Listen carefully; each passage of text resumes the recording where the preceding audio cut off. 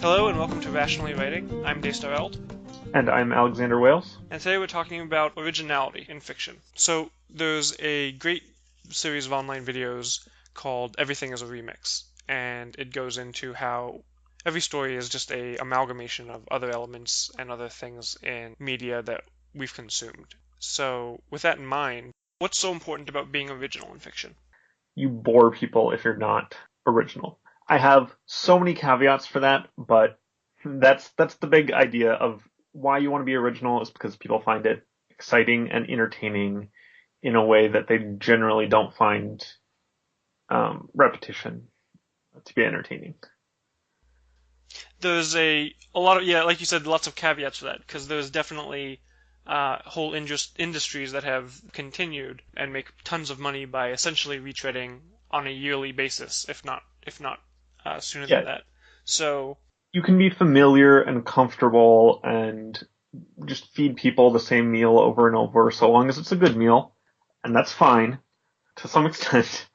But yeah, originality is, especially if you're writing like short stories. yeah, short stories have less time to develop unique markers and develop characters in unique ways, and they really get to the point much quicker. So you definitely want more unique story elements or themes or characters to be explored in the time that you have. And I think for me as an author, if I'm telling someone something that they already know, then what's the point? Why am I sending out that message if they already know what the message is? Right. So everyone thinks they're original, or most people think they're original. Their thoughts are original. Their story ideas are original. Some people know they're not, but think that their particular spin on it is. And most people don't aspire to be unoriginal. So the challenge is what we're really talking about, right? Yeah. What's so hard about being original? What is the challenge in writing original works in general and doing it with rational fiction? Yeah. So being original means doing things that have not been done before. And the big reason that that's hard is because everyone else has been trying to be original and they've taken all the good ideas, or they've taken all of the ideas that they would think of immediately. So it takes more effort to get past all the things that people have thought of already. The challenge of originality also comes in at many different points in writing. So the premise of the story is the first thing you want to kind of try to be original on, but it's the kind of the most okay not to be. A lot of people do this thing where they'll take the premise of a story that is very similar to another one. For example, Star Wars and Aragon has a lot of people have criticized Aragon for basically following the boy grows up on a farm, gets finds out he has magic powers, is taught by an elderly wizard, travels the world, fight an evil empire, all that stuff. But the more specific you get, the more the originality, I guess, would be a problem if it's not more original. So, what are some of what are some of the problems that you see a lot in people who are trying to be original but fail to be? Um, people who've not, People who don't know that they're not being original. That really gets to me because you need to have read pretty widely in order to Yeah, understand what people have done so that you can not do those things. If you go into storytelling having not exposed yourself to that much media, I think that you'll just come upon these same things that everyone else has come upon. That's already old news. Eliza Yudkowsky has his series on intelligent characters, and he has an article on originality. And one of the things that he is talking about that in there is like, oh, I've read all this Harry Potter fan fiction, and I know all the things that Harry Potter fan fiction does, and how all these authors use it, and so much of it is boring now because I keep coming across these same things over and over. Well, I don't think most of those authors were necessarily being unoriginal. They didn't necessarily know that. They just had Right. an idea that sort of, Followed well-worn patterns. yeah, it followed the patterns, the paths of desire in fiction, and then they just put that on the page, and it's just a copy paste of whatever other people have done with the same characters. I mean, that's fan fiction. That's a different topic that we'll talk about somewhat later in this episode. Um, but if you're doing fan fiction and you're doing a limited cast of characters, it's much harder to be original with them because all their traits are already defined. So new writers are probably much more likely to write unoriginal things, and that's okay, right? That's part of the whole cutting your teeth as a writer. And by new writers, I'm generally thinking people between the ages of like 14 and 20ish.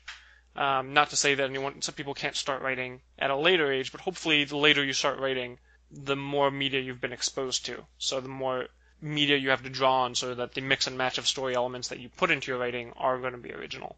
But yes, part of the mark of a mature writer would be to say that their work is different in some striking way.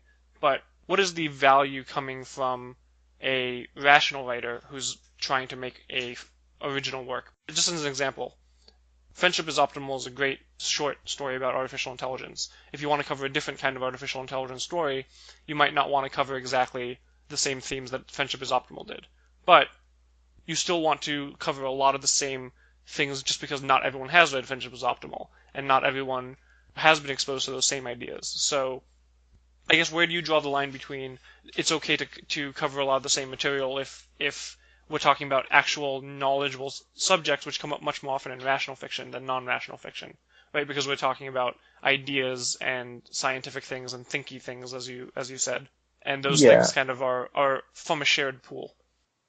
yeah, and I think that I have a sort of mix and match philosophy of originality. Like I would never want to read a second story that's about My Little Pony mixed with artificial intelligence, and I don't need to read those same story beats again. But if it were artificial intelligence in some other video game and covered some of the same lessons, so long as it was executed well, I think I'd be fine with that because it would go in different directions, right? It might start out with a very similar premise Right. and then go off in its own place that was original, even if the premise was not. So I think that's actually a really important point that like I said, once you start it out at a wide scale, the premise can be unoriginal. The details have to start being more and more original the finer they go. I mean, if you can make a completely original story and premise, by all means, but there can be multiple stories about a rebel band fighting an evil empire or a person discovering a magical world, and that's totally okay. What you don't want is for a character in that story to be the exact same as another character from another story. It's okay to have characters who deal with the same struggles or have some of the same characteristics, but the more you focus in on specifics, the more original you have to be, with the obvious exception of tiny details that are ultimately irrelevant, like what kind of clothes someone likes to wear or small mannerisms they have. Individually, those can be taken from somewhere and put into your story, but you don't want to take all of those aspects of one character and put them in a character that you write about. Don't worry so much about the overarching things and just focus more on what original aspects you have and making those the focus of the story.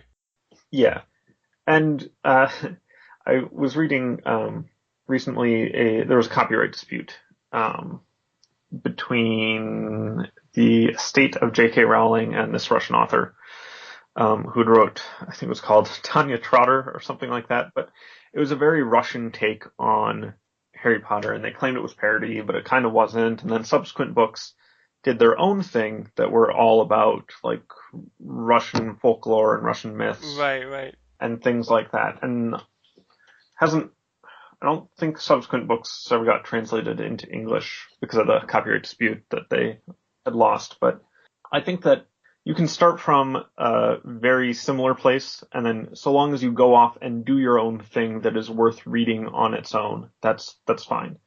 And I think for the writing about thinky things, I guess, like the AI box challenge. I could read any number of stories about the AI box challenge so long as they covered different parts of it and so long as it wasn't the same arguments from AI and Gatekeeper repeated back and forth in with different wording. Right. So obviously, Harry Potter and the Methods of Rationality spawned quite a few sequel stories, and uh, off the top of my head, I can think of four: Significant Digits, Draco Malfoy and the Factors of Rationality, Ginny Weasley and the Sealed Sealed intelligence. Intelligence, and the whole Following the Phoenix kind of thing, which kind of a sequel fiction, but also it's somewhat not because it follows a alternate ending. Yeah. Yeah, an alternate continuation of the original story. And I'm sure there are others that I'm just not remembering right now. But so reading those all within a very short period of time, relatively short period of time as I did, there was a lot of themes that you saw repeated and a lot of similar themes that were covered. But they all felt original. They all felt like they were still doing their own thing. You can argue that one did something better than another one. You can say that one did something, not as well as another one did. But they all did the same basic premise, like continue the world of HPMOR in a unique way. And I think that's easier when you have the premise so wide open that there's so many different ways it can go. Yeah. Some genres like romance, there can be original romance stories, but the tropes in romance are much more narrow than the tropes in, say, science fiction or fantasy. Right. Maybe And because I don't know if you ever tried to romance, but writing romance is difficult if you don't want to be like completely derivative because right, there are only so many ways that you can deviate from the script while still keeping it a romance, right? I mean, you can have love-hate relationships that turn into love-love relationships or whatever, but those have their own tropes and nothing's original there. And then if you have the relationship fall apart at the end, yes, that's probably not novel. I have not read that mhm. many romance books, but once you start deviating away from the script, you start getting less and less in the genre. And then you're just not writing a romance anymore. Right. So why call it a romance? What really takes effort in a romance genre that's adopting a wider theme like sci-fi or fantasy or modern supernatural is what new unique conflicts come from the setting. You don't want to write a romance that is a love triangle that just happens to have vampires and werewolves in it because there's very little new that can do. You want Right. to And for like a vampire werewolf love triangle, like you could make those people human and it wouldn't really matter that much. And people did make them human. There was this whole big following of Twilight alternate universe humans only right. thing, and that's what 50 Shades of Grey came out of. It was originally fan fiction where they just changed the roles and One of the most unique romance stories I've ever experienced was Her, the story about artificial intelligence being developed, and a person played by Joaquin Phoenix falls in love with his personal computer that is voiced by Scarlett Johansson, and she has no physical avatar, she has no presence in the real world. She's just a voice in his computer, I should say omnipresent computer because they're in the future. Um, and the romance between them is very unique because writing a romance between a non-tangible artificial intelligence and a human explores a whole bunch of ideas. Like there's a whole box to unpack there that hasn't really been explored in a lot of romance stories. yeah, and once you start on that idea, a person falls in love with a non-tangible AI. There are so many ideas that spring out of that Right. it's easy to be original. Right, so that's actually I would say one of the major first tenets I would push forward as like if you're trying to be original, what can you do? Like what helps to be original? And the idea I would say first is make sure that you are unpacking an idea to its fullest, which ties back into rational fiction. Right? In a previous episode, we talked about how in a rational story, if something comes up in the story, it needs to be examined. Its impact in the world needs to be examined fully. You can't just introduce artificial intelligent personal computers that you don't explore. Then what happens when people fall in love with them? And it doesn't have to be the main focus of the story if it's not a romance genre, but you want to make sure that that's taken into account in some regard. Right. You want to explore that and its impact in the world fully. You can't just use it as a stand-in for the usual tropes that genre would cover. Yeah.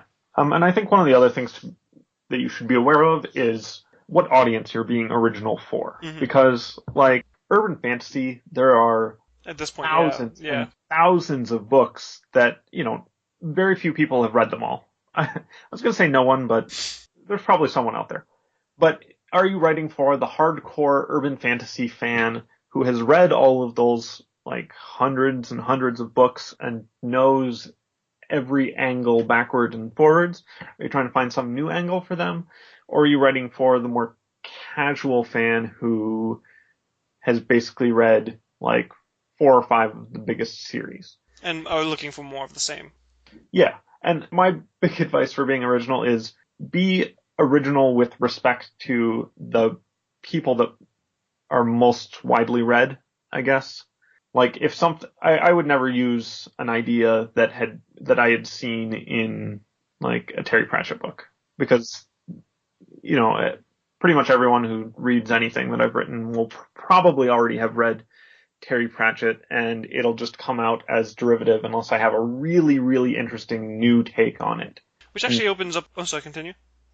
Terry Pratchett's also a much better author than I am, so Yeah, it's hard to try to mimic your heroes when you know that they're probably going to be better than you in a lot of the ways that made you admire them. But hopefully you yeah. add something new to it that they wouldn't have or that they don't have. Another point worth mentioning is that originality matters less for younger audiences. So if you're writing young adult fiction, it doesn't really matter as much if you're being original. But that doesn't mean you shouldn't be if you can be. It just means that the window for what is original is a bit more open. So for adult fiction, you might not try to write something if you think it's too similar to another story.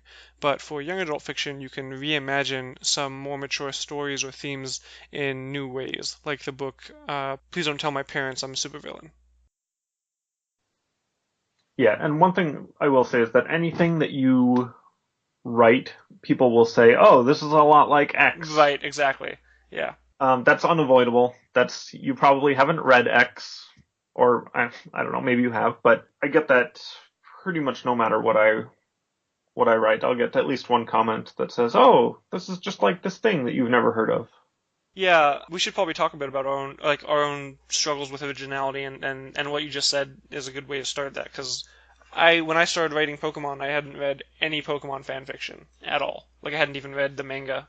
Like I would write a chapter and there would be, for example, I had a scene where Bulbasaur was just sitting in a potted plant while it was resting at a trainer house, and someone in the comments was like, "Oh, Bulbasaur in a potted plant. I see you've read Game of Champions," and I was just like, first of all, no, but thanks for the recommendation because Game of Champions was awesome. But second of all, like Bulbasaur in a potted plant doesn't have to be derivative of something else because it just is a natural result of what would people do with plant-like Pokemon? Would they put them in environments they'd be familiar with and comfortable with? Yeah, potted plants are a good way to carry around that kind of environment for plant-based Pokemon. So don't worry about originality in nitty-gritty details like that because, first of all, there's probably someone out there who's written something like that before, and whether you've read it or not, it doesn't matter if your thing copies it.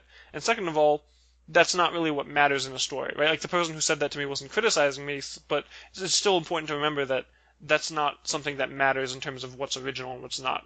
And a lot of great writers like Stephen King will come out and say, great writing means stealing. Like to be a writer is to be a thief. You find good things all over the place. You find them in books, you find them in movies, you find them in TV shows, you find them in music, you find them in real life, and then you steal. You meet an interesting character at the bus stop, and that interesting character becomes a person in your next story because you just love their mannerisms. And, you'll tweak a few things here and there, but don't be afraid of being unoriginal in the sense of taking from media that inspires you or things that inspire you. Yeah. My biggest problem I have, I don't mind being derivative, I guess. I mind repeating what other people have said. I Hmm. don't I don't want to do that. It does bother me some if I've written something and then people come along and say, "Oh yeah, this is just like that other thing." And the implication to me has always been, so why would anyone read it, right? If this is just a copy and paste of someone else's idea, then that's the big point of being original for me is that so people can say, "Oh, this is new," Right, right? You can't actually read everything that there is right. out there. So I wrote, I was like 50,000 words into this novel called The Gift and the Burden, and I hadn't worked on it in quite some time, but the premise was that you speak these words of power, and then these static one of spells happen depending on what syllables you say or whatever. And there was like 3 chapters in there where this guy is trying to find new spells by trying to look at the syllables that are in all the existing spells, and he's gonna just use some math and some ways of looking at patterns and find new spells that way and do a brute force search of it. And then they set up this sweatshop where these people say these words from this list, like on and on until they find a spell that works. And I wrote that like 3 years ago. And then you had Unsung, yeah. It has that as its very first chapter. And I just thought to myself, oh man, this is like, I basically can't, I have to rework this. Right.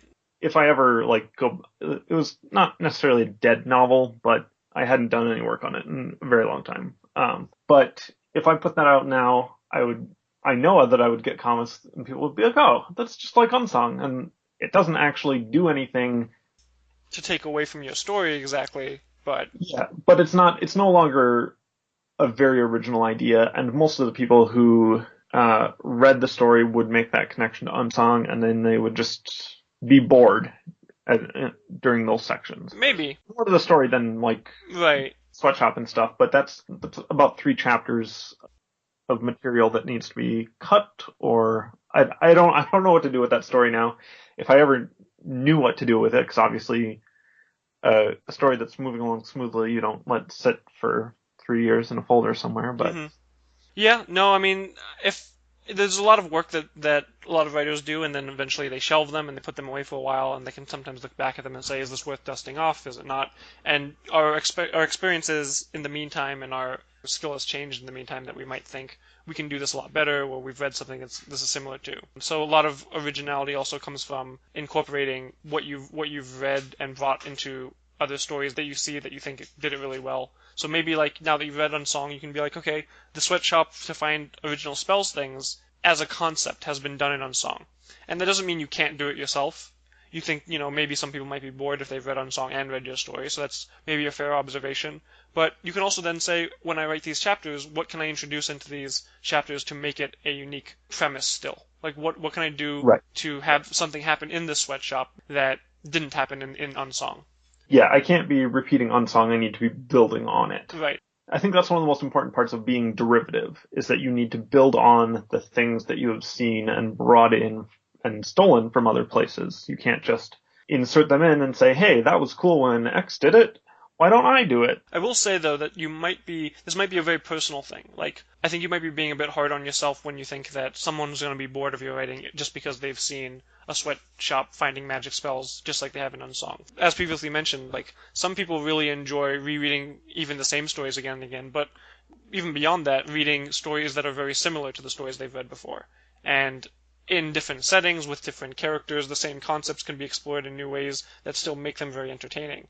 And I'm sure that there's, other stories out there that do the sweatshop to find magic in some respect. Yeah, I'm sure there are too. But when I thought of it, I was like, yes, this is a brilliant idea. Never seen it before.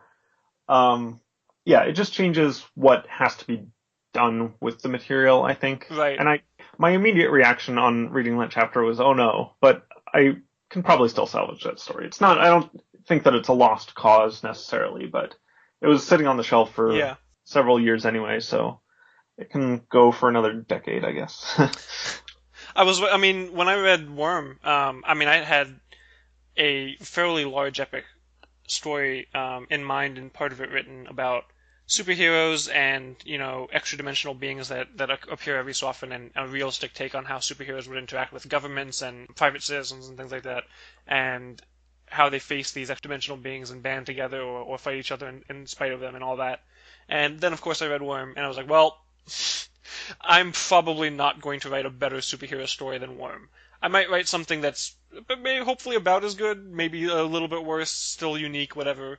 And obviously Worm goes way beyond just the Endbringers, but Worm to me, when I read Worm, I definitely thought that superhero story is going to have to wait for a very long time to become something else. And within that same year, I was writing the Pokemon National Fic, and the power of the giant monster attacking civilization, how does it respond?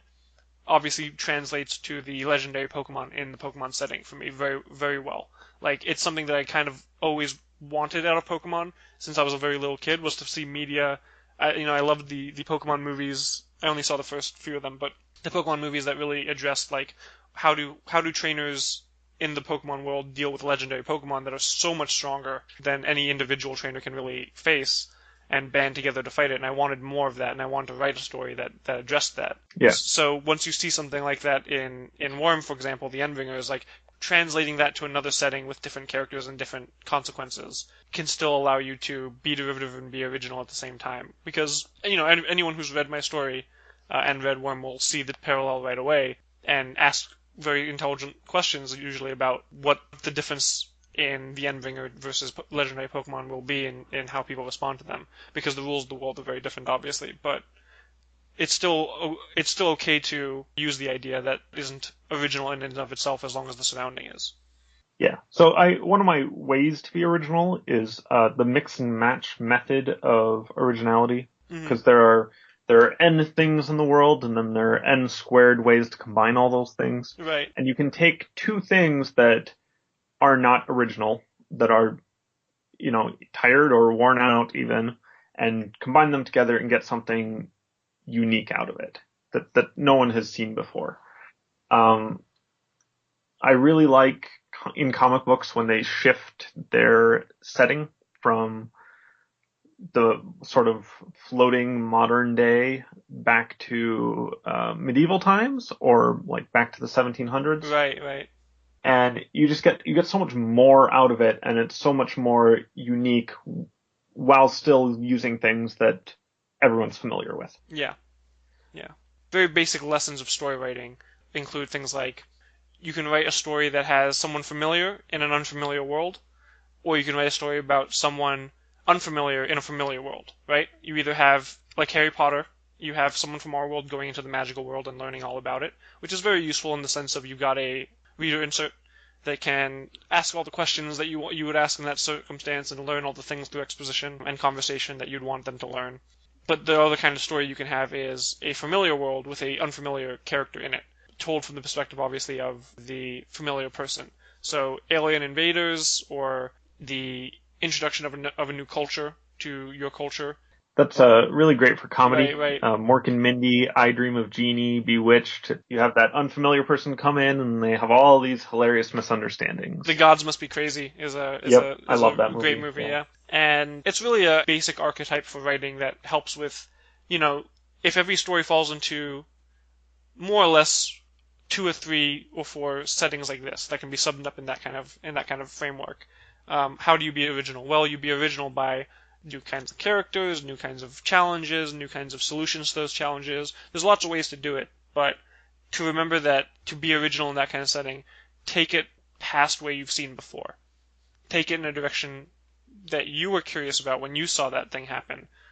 Take it in a new flavor that you wanted to know about when you saw the thing. Because if you're writing fiction, like you said, you want to write something that you haven't seen before, or you want to write something that entertained you or made you feel something the same way that you experienced when you saw it or when you read it. And bringing in the new perspective of what happens when someone is introduced to a magical world but knows something that this character didn't know yeah, is one of the core ways to make sure that you don't fall prey to unoriginality. yeah. One other one before we go, the random method of rationality. You can go to Wikipedia and you can hit. There's a Wikipedia special random, and it'll just serve you up a random web page, and most of them are just for things that you haven't heard of or have never seen the story before.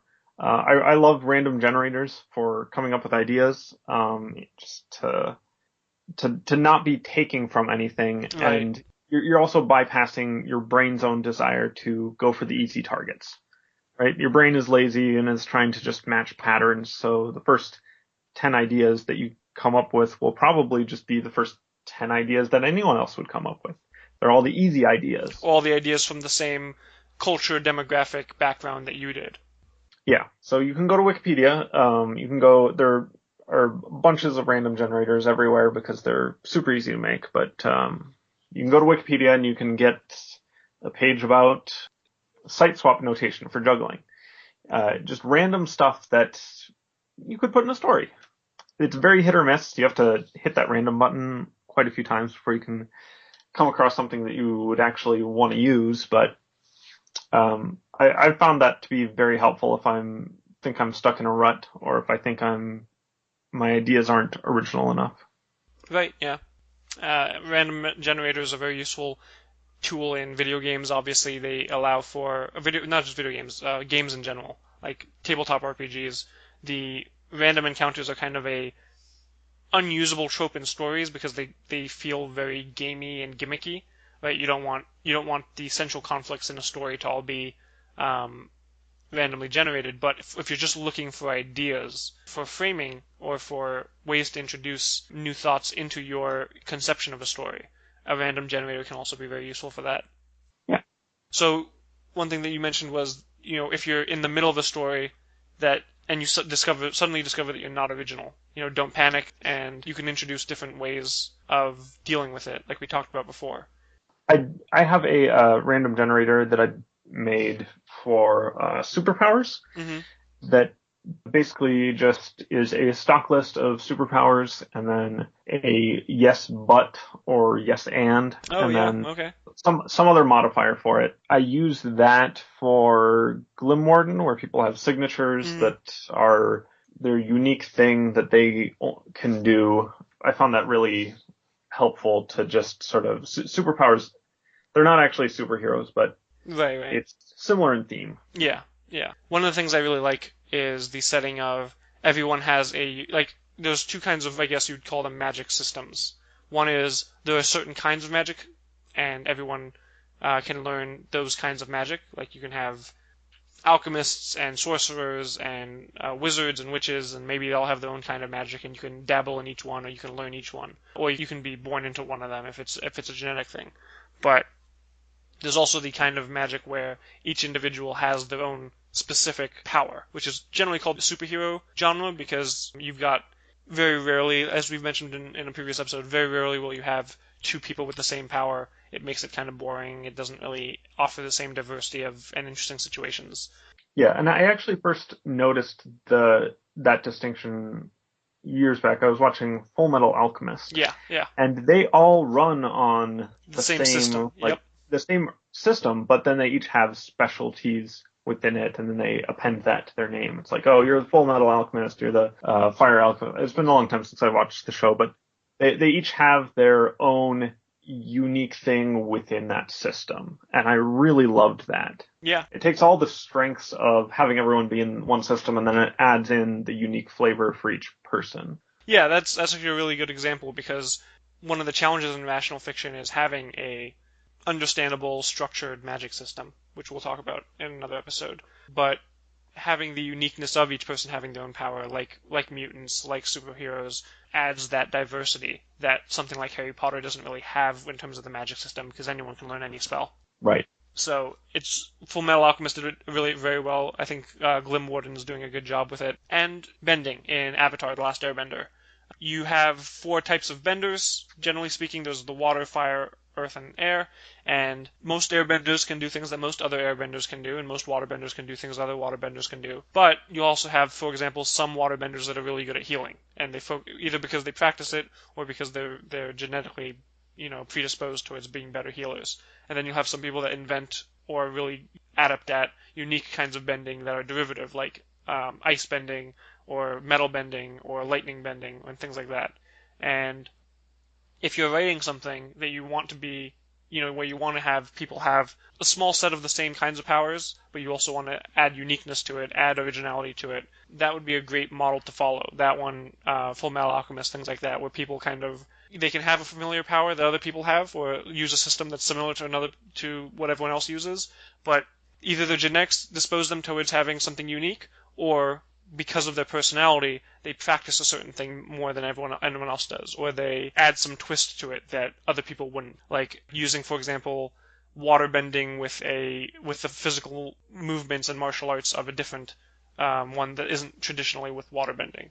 Yeah, they had different bending styles for people within the same school of bending. They had two airbenders who faced off against each other and fought in very different ways that made them distinct and original, even though you'd seen there was a breakdown of fight choreography for it that I really enjoyed. That series had amazing fight Right, choreography, right, it but did, yeah.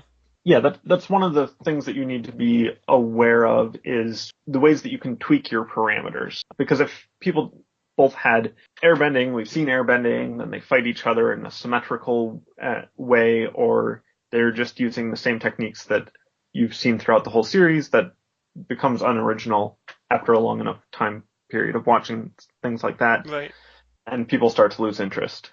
So the way that they did it was they had each person use a very different style within the same school. And so they're using the same abilities, but they're using them in different ways and with different postures and stances. One's much more aggressive and the other is much more deflective. Right, the tempo can be different.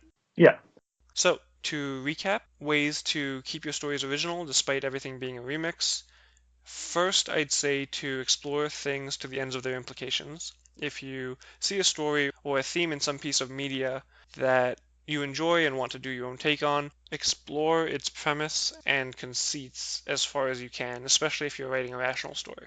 Second is to combine story elements from different media. If you're writing a fantasy story and you need a magic system, write one where the different magic schools focus around game roles of healing, tanking, damage, support, and then explore what a society that has such clear roles and complementary schools or guilds looks like. Third, change the setting of a story you enjoy. So instead of a muggle finding out about the magic world for the first time and going into it, tell the story of a wizard discovering and exploring the muggle world. Or take the Avatar world and jump ahead 100 years when technology has made certain bending more or less useful and there's huge class divides between the different nations, or the divide between benders and non-benders is smaller.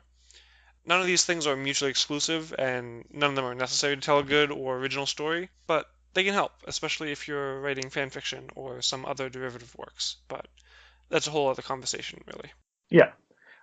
We will save that for next episode, which will be all about fan fiction. Yep, see you next time, and thanks for listening.